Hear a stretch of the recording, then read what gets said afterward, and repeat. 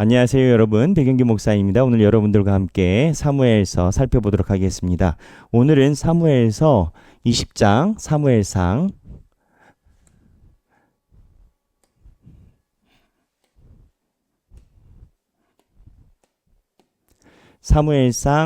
20장 1에서부터 23절입니다. 자, 오늘 사무엘상 20장 1에서부터 23절 살펴보기 전에 19장에 있었던 내용을 몇 가지 흐름을 가지고 이해를 해야 됩니다. 19장에서 다윗을 죽이려고 몇 번 시도를 했죠. 근데 그때 요나단이 아버지한테 이야기를 하죠. 다윗이 당신에게 아버지에게 무슨 잘못했습니까? 중재를 하죠. 그래서 사울이 그 얘기를 들어요. 그래서 들었는 줄 알았는데 사울이 다윗이 사무엘에게 갔다는 이야기를 듣고 경노를 합니다. 그래서 다윗을 죽이려고, 그리고 다윗을 잡아오려고 전령들을 보내요. 그러다가 전령들이 사무엘에 가까이 가면 막 황홀경에 빠져가지고 정신 못 차리고 이러고 돌아오니까 사울이 가요. 다시 사무엘 만나러. 근데 사울 또한 황홀경에 빠져가지고 정신 못 차리고 있어요. 이때입니다. 이때. 그러니까는 사울은 사무엘을 만나고 있어요. 사울은 사무엘을 만나고 있을 때 다윗이 요나단을 만나러 옵니다. 왜 요나단을 만나러 왔을까요? 여러분이 다윗 입장이라고 생각을 해보십시오. 지금 사울은 자기를 죽이려고 전령까지 보내요. 근데 자기가 피를 나눈 것처럼 신의를 가지고 있는 사람이 사울 집안에 딱 한 명 있습니다. 그게 누구냐? 요나단. 그러니까 믿을 사람은 요나단밖에 없어서 요나단과 상의를 하러 가는 건 겁니다. 그리고 다윗이 생각하는 것과 요나단이 생각하는 것을 서로 이야기를 나눠보고 다윗 입장에서 확신을 가진 것을 요나단에게 말하고 도움을 구하려고 가는 거겠죠. 다윗이 지금 상황에서는 본인이 사울 밑에 계속 있어도 되나 아니면 위험한가, 이게 중요한 변수 아니겠습니까? 그래서 20장에 다윗이 요나단을 만나러 가는 본문으로 시작합니다. 그래서 20장 1절에 보면 다윗이 라마나요세에서 도망하여 요나단에게 이르되, 자, 성경 봅니다. 20장 1절, 내가 무엇을 하였으며 내 죄악이 무엇이며 내 아버지 앞에서 내 죄가 무엇이기에 그가 내 생명을 찾느냐. 여기서 그는 누구예요? 그가 사울. 그리고 이 이야기를 듣는 사람은 누구예요? 요나단이에요. 근데 네 아버지 앞에서 내 죄가 무엇이기에, 내가 죄가 없는데 왜 당신의 아버지가 나를 죽이려 합니까? 라고 요나단에게 얘기를 해요. 그랬더니 요나단이 뭐라고 얘기를 하냐면, 요나단이 그에게 이르되 결탄코 아니라 네가 죽지 아니하리라. 내 아버지께서 크고 작은 일을 내게 알리지 아니하시고는 행하지 아니하나니 내 아버지께서 어찌하여 이 일을 내게 숨기리요? 그렇지 아니하니라. 요나단이 그렇게 얘기를 해요. 아니야, 다윗. 우리 아버지가 너 죽이려고 하는 거 아니야. 우리 아버지는 대소사를 나한테 이야기를 하셔. 근데 너를 죽이신다는 말씀 없었어야. 그리고 우리 아버지는 중요한 거는 다 나한테 얘기를 하셔. 그리고 너 알지? 19장에서 들판에서 내 아버지랑 얘기를 해가지고 아버지를 설득을 했잖아. 네가 잘못한 게 없다고. 물론 전령이 가고 이러한 사건, 또 그 다음에도 우리 아버지가 너를 잡으려고 너희 집에다 군사를 보낸 거 뭐 그런 에피소드는 있지만 우리 아버지가 너를 죽이려고 하는 건 아니야. 여기에서 다윗과 요나단의 인식의 차이가 생깁니다. 지금 상황을 보는 접근법이 다른 건 거예요. 요나단은 자기 아버지를 한 번 설득한 경험이 있기도 하고 자기 아버지이기도 하니까 우리 아버지가 너를 죽이려고 하는 거 아니다라는 식으로 얘기를 하고, 다윗은 아니다라는 거예요. 그 대화가 쭉 이어집니다. 그리고 3절입니다. 다윗이 또 맹세하여 이르되, 이렇게 이야기를 하니까 맹세하여 말해요. 내가 내게 은혜 받은 줄을 내 아버지께서 밝히 알고 스스로 이르기를 요나단이 슬퍼할까 두려운즉 그에게 이것을 알리지 아니하리라 함이니라. 이런 건 거예요. 우리 아버지가 얘기 다 한다니까 얘기하니까 다윗이 그런 건 거예요. 너랑 나랑 친한 거 아니까 네가 힘들어할까 봐 니네 아버지가 얘기 안 하는 거야. 이 얘기하는 건 거예요. 그러나 성경입니다. 진실로 여호와의 살아계심과 내 생명을 두고 맹세하노니 나와 죽음의 사이는 한 걸음뿐이니라. 나와 죽음은 한 걸음밖에 차이 안 난다. 나는 죽음 앞에 놓여 있다. 아, 다윗이 얼마나 지금 진지하겠어요. 죽음 앞에 있다라는 이러한 위기를 느끼는 건 거예요. 다윗은 실제로, 연기가 아니고 실제로. 요나단이 다윗에게 이르되, 이 얘기를 듣고 나서 4절입니다. 요나단이 다윗에게 이르되 내 마음의 소원이 무엇이든지 내가 너를 위하여 그것을 이루리라. 그니 요나단이 다윗에게 얘기를 해요. 그래, 그럼 친구야, 내가 뭘 해줄까? 내가 뭐든 네가 마음의 안정을 얻을 수 있으면 내가 해줄게. 이러는 거예요. 5절, 다윗이 요나단에게 이르되 내일은 초하루인즉 내가 마땅히 왕을 모시고 앉아 식사를 하여야 할 것이나 나를 보내어 셋째 날 저녁까지 들에 숨게 하고. 이게 무슨 내용이냐? 이스라엘 백성들은요, 초하루에 무조건 모여서 예배드리는 절차가 있었습니다. 초하루가 뭐냐면 달의 1일이에요. 그래서 예전에 우리 한국교회도 초하루 예배 참 많았어요. 그래서 달의 1일 날 전교인 새벽기도 뭐 이렇게 얘기를 했었었죠. 여하튼 이스라엘 백성들은 초하루 때 모여서 같이 식사를 하고 안식일을 기념하여 거룩하게 지키고. 그럼 초하루가 있고 안식일 있잖아요, 여러분. 초하루가 있고 안식일이 있고 그 다음에 여러 가지 유월절, 칠칠절, 초막절, 절기 이렇게 3번을 의무적으로 하나님 앞에 예배를 드려야 돼요. 근데 이 초하루를 소위 이기는 관습이 있었어요. 그게 각자 가족끼리 모이는 매년제라는 거예요. 매년제는 뭐냐면 1년에 한 번 가족들이 모여서 예배 드리는 순간은 초하루를 가지 않고 가정 예배를 가도 됐다라는 거예요. 이 전제가 뭐냐? 가족들이 모이는 시간이 1일이랑 똑같아야 되겠죠. 근데 같아지면 가족 예배 간다라는 거예요. 근데 왕과 함께 있으니까 무조건 초하루 예배 때 사울과 군대 장관 아브넬, 그 다음에 아들 요나단, 그리고 다윗은 초하루 예배를 같이 드렸던 건 거예요. 근데 초하루 예배라 사울에게 나아가야 할 터인데 안 나간다라는 거예요. 지금 왜 나간다라는 정서가 있냐면 미갈에게 보내서 다윗의 집에 보내서 다윗을 잡으려고 했는데 도망갔잖아요. 그러니까 안 잡혔어요. 안 잡혔기 때문에 잡아서 위해를 가할 건지 부르는 것인지 말하기에 따라 달라져요. 그 19장에 보면 요나단이 들에서 자기 아버지를 설득하고 미갈에 있는 집에 있는 데서 다윗을 잡으려고 하는데 창문으로 탈출시키잖아요. 안 잡혔으니까 사울 입장에서는 야, 내가 너 그냥 보려고 군대 보냈는데 너 없더라? 이럴 수 있다라는 거예요.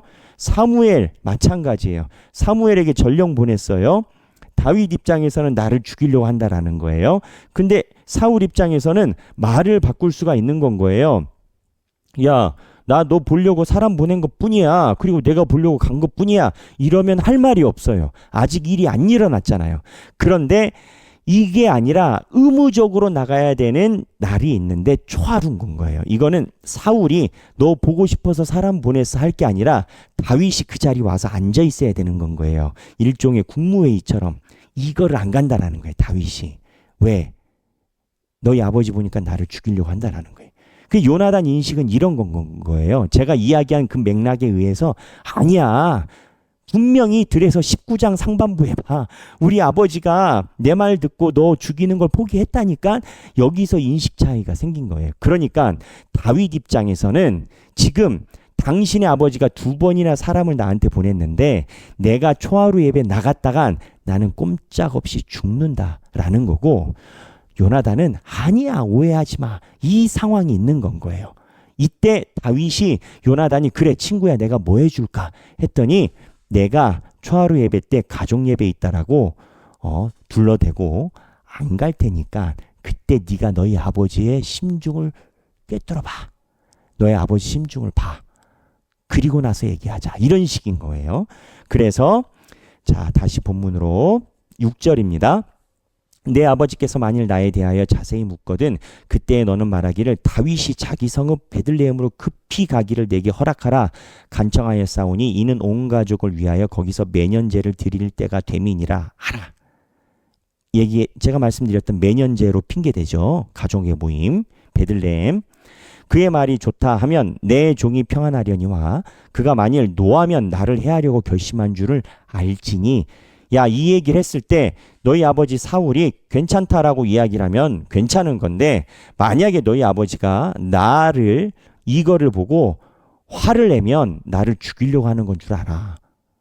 8절 그런즉 바라건대 내 종에게 인자하게 행하라. 내가 내 종에게 여호와 앞에서 너와 맹약하게 하였습니다. 내 종이 누구냐? 다윗인 거예요. 이거를 이름을 넣어서 이야기를 하면 그런즉 바라건대 나에게 다윗에게 네가 좀 긍휼하게 좀 해줘. 네가 나와 함께 사랑의 언약을 충성의 언약을 서로 맺었잖아.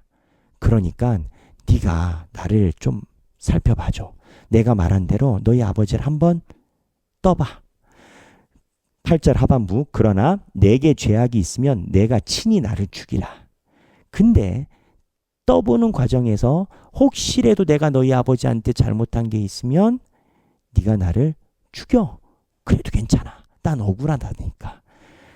나를 내 아버지에게로 데려갈 이유가 무엇이냐 아니라 내가 억울한 상황인데 내가 지금 잘못하는 게 아니라 내 감각이 추정이 아니라 사실인데 내일 너희 아버지한테 물어봐.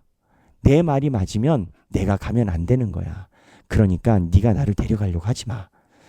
9절 요나단이 이르되 이 일이 결코 내게 일어나지 아니하리라. 내 아버지께서 너를 해치려고 확실한 결심한 줄 알면 내가 내게 와서 그것을 내게 이르지 아니하겠느냐 하니 요나단은 자신합니다. 야, 네가 말한 대로 그러한 일은 일어나지 않아. 그랬으면 네가 와서 나에게 말하기 전에 내가 먼저 가서 너한테 이야기하지 않았겠어? 우리 아버지 들에서 내 얘기 듣고 포기했다니까. 지금까지 아무 일 없잖아. 이런 거예요. 10절 다윗이 요나단에게 이르되 내 아버지께서 혹 엄하게 내게 대답하면 누가 그것을 내게 알리겠느냐 하더라. 다윗이 얘기를 해요. 근데 요나단아 내일 만났어. 근데 너희 아버지가 내가 말한 대로 화를 냈어. 나를 죽이려고 해. 그러면 요나단아 내가 말한 대로 그런 일이 일어나면 네가 나한테 알려줘야 되는데 너희 아버지가 화나니까 아버지한테 말한 대로 하면 나는 베들레헴에 가 있는 거잖아. 그치? 지금 베들레헴에 가 있는 거잖아. 거리가 있잖아. 네가 사람을 보낼 수 없고 네가 나한테 사람을 보낸다 하더라도 그 사람을 믿을 수 없어. 너희 아버지가 화낼 거니까. 그러면 네가 나한테 직접 얘기를 해줘야 되는데 너 나 바로 못 만나잖아. 너희 아버지 옆에 붙어 있잖아. 그러니까 내가 지금 하고 싶은 얘기는 내가 말한 대로 내일 진짜 그 일이 일어나면 내가 어떻게 그 대답을 듣지? 라고 이제 내일 얘기하는 건 거예요. 이제 서로 맞고 안 맞고는 넘어간 거고 다윗이 요나단에게 이르되 내 아버지께서 혹 엄하게 내게 대답하면 누가 그것을 내게 알리려 하더니 11절입니다. 요나단이 다윗에게 이르되 오라 우리가 들러 가자 하고 두 사람이 들러 가니라. 들러 갔어요. 오라 우리가 들러 가자. 요나단이 들로 데리고 갔어요. 요나단이 다윗에게 이르되 이스라엘 하나님 여호와께서 증언하시거니와 내가 내일이나 모레 이맘때에 내 아버지를 살펴서 너 다윗에게 대한 의향이 선하면 내가 사람을 보내어 내게 알리지 않겠느냐. 그러나 만일 내 아버지께서 너를 해치려 하는데도 내가 이 일을 내게 알려주어 너를 평안히 가게 하지 아니하면 여호와께서 나 요나단에게 벌을 내리시고 또 내리시기를 원하노라. 여호와께서 내 아버지와 함께 하신 것 같이 너와 함께 하시기를 원하노니. 이런 건 거예요. 요나단이 다윗아 네가 말한 대로 만약에 아버지가 그러한 마음을 갖고 계시면 내가 너한테 말을 100% 전할게. 나를 믿어줘. 내가 숨기지 않고 내 아버지 편들지 않을게. 그 이유는 여기가 중요해요. 우리 아버지와 하나님이 함께 계셨어. 근데 너와도 하나님이 함께 계신 걸 나는 믿어. 그러니까 하나님 앞에서 내가 확실하게 얘기를 해. 다윗의 말에는 이중적인 메시지가 있는 건 거예요. 야, 네가 나한테 어떻게 알리지? 넌 아버지랑 있고 난 베들레헴 있고 아까 한 얘기 있잖아요. 그 속내에는 은근히 요나단에게 이게 있는 건 겁니다. 야, 너는 아버지가 나를 죽이려고 한다고 하면 나한테 알려줄 거야? 너희 아버지인데? 이때 요나단이 들에 가서 화건하게 얘기를 하는 겁니다. 맹세하자고. 내가 너에게 꼭 알려준다고. 그래서 14절에 너는 내가 사는 날 동안에 여호와의 인자하심을 내게 베풀어서 나를 죽지 않게 할 뿐 아니라 내가 이제 요나단이 다윗에게 알려준다라고 이야기를 하는 건가요. 지금 이 상황이 어떻게 되느냐? 들러가서 요나단이 다윗에게 약속을 주고 그러면 다윗 너도 나에게 약속을 줘 라고 서로 계약을 하는 건 거예요. 서로 말에 대해서. 요나단은 다윗 네 말대로 아버지가 너를 죽이려 하든 죽이려 하지 않든 내가 너한테 어떻게든 알려줄게. 그런데 다윗 너도 나한테 약속을 해줘. 그 핵심 내용이 뭐냐?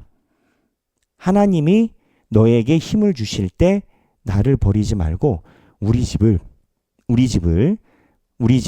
네가 보살펴줘. 그 얘기를 하는 건 거예요. 14절에 너는 내가 사는 날 동안에 여호와의 인자하심을 내게 베풀어 나를 죽게 할 뿐 아니라 15절 여호와께서 너 다윗의 대적들을 지면에서 다 끊어버리실 때에도 자 보세요. 15절 너 다윗의 대적들을 지면에서 다 끊어버리실 때에도 이때 사울도 포함될 수 있는 느낌을 갖고 있는 겁니다. 아버지도. 너는 내 인자하심을 내 집에서 영원히 끊어버리지 말라고 이에 요나단이 다윗의 집과 언약하기를 여호와께서는 다윗의 대적들을 치실지어다 하니라. 자, 그림이 이렇습니다. 요나단이 다윗에게 내가 너한테 사실대로 얘기를 할게. 근데 너는 나한테 이걸 약속해줘. 하나님이 너를 들어서 너의 대적을 다 없애실 때 너는 나의 자손들을 살펴봐줘. 라고 다윗에게 부탁을 하는 거예요. 그러면서 마지막에 여호와께서 다윗 너와 함께 계시기를 나는 기도한다. 다윗을 위해서 기도하는 건 거예요. 그러니까는 이게 정말 믿을 수밖에 없는 친구이지만 그 친구 아버지가 나를 죽이려 하잖아요. 그러니까 다윗 안에 이중 감정이 같이 내재해 있는 건 거예요. 친구를 믿기 때문에 속 얘기를 하지만 친구는 아버지가 안 그럴 거라고 얘기를 해요. 그런데 문제는 아버지가 그럴 거라고 할 때 친구가 나를 지켜줄 거냐라는 건 거예요. 이거를 듣고 싶은 건 거예요. 그랬더니 요나단이 걱정 마. 나는 너 안 버려. 이런 식으로 이야기를 하는 건 거예요. 그래서 17절에 다윗에 대한 요나단의 사랑이 그를 평생하고 그 다음에 23절까지 다윗에게 이 방법을 전하는 방법을 이야기를 합니다. 아버지가 너를 살려준다 하면은 내가 화살 셋을 쏠 테니 화살을 쏘면 화살을 주워와야 돼요. 그때는 화살이 귀했으니까. 그러면은 몸종한테 보내요. 그럼 다윗 보고 그 근처에 숨어 있으라라고 하고 몸종 보고 야 화살이 네 앞에 있는 것 같아. 앞으로 가. 계속 가. 이러면 아버지를 떠나라. 아니야. 야야 몸종 화살이 네 뒤에 있어. 이쪽으로 뒤로 이러하면 우리 아버지가 너 죽이려고 안 하는 거다. 이 얘기를 23절까지 합니다. 이게 이제 오늘 중요한 다윗과 요나단의 내용이에요. 제가 이 얘기를 깊게 하는 내용이 있어요. 오늘과 내일에 걸쳐서 이제 살펴볼 건데 요나단이에요. 그리고 오늘 우리가 살펴봐야 되는 것은 들이에요. 들. 자, 이 들이 뭐냐면 이제 들이라고 표현되지만 광야예요. 광야. 들과 광야는 같은 말이거든요. 근데 이 사무엘서는요. 이 광야라는 것이 계속 나옵니다. 광야하면 뭐가 생각나죠, 여러분? 사무엘서 바로 한 장 앞에 자세히 보신 분은 아시겠지만 19장 3절에 보면 요나단이 처음으로 아버지에게 다윗이 아버지에게 잘못한 것이 없는데 왜 죽이려고 하십니까? 라고 아버지에게 직언을 할 때 들이었어요. 그리고 다윗이 숨어 있었습니다. 숨어 있게끔 했지 않습니까?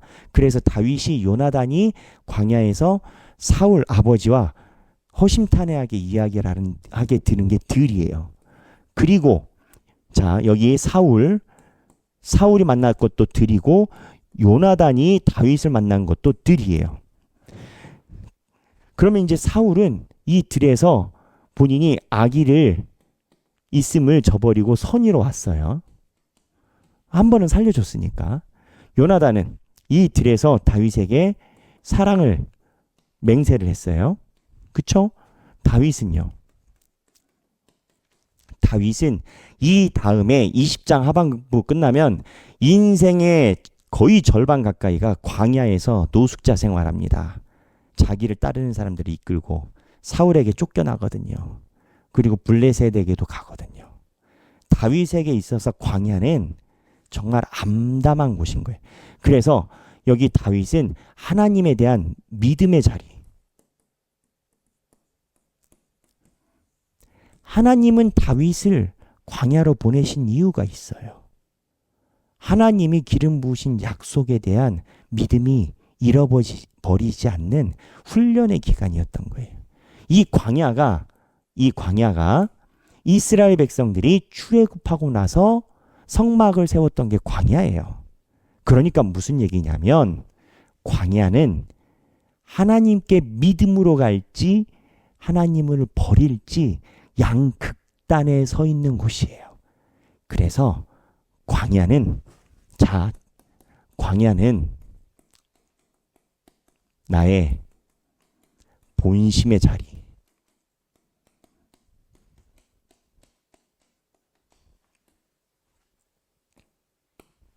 광야는 나의 본심의 자리예요.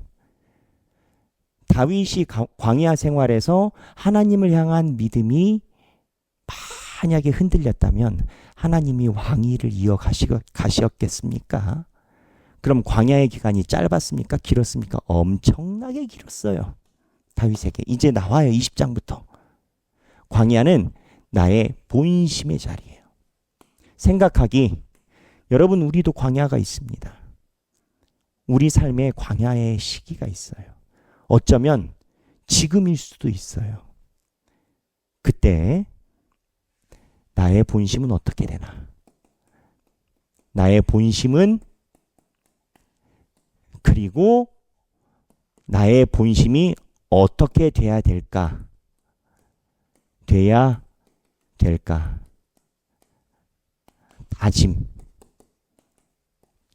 다짐을 나눠보시면 좋겠어요. 광야의 자리는 직장일 수도 있고 가정일 수도 있고 어쩌면 교회일 수도 있습니다. 관계일 수도 있고 내가 광야의 시기인 것 같은데 이 광야의 시기에 나는 어떤 다짐을 해야 될 건가? 이 광야에서 다윗과 요나단이 오늘 들에서 화건하는 장면이 나와요. 오늘 19장 보면 19장 3절에 들이 나오고요. 자, 오늘 본문의 20장 11절에 우리가 들로 가자라는 표현이 나와요. 사무엘서에 나오는 이 들과 광야의 메시지가 분명히 있다라고 신학자들은 동일하게 이야기를 합니다. 성경은 광야가 중요한 자리이기 때문입니다. 오늘 행복한 성경 읽기 되시고 또 주님 안에서 큰 은혜 경험하시는 하루 되시길 바랍니다. 감사합니다.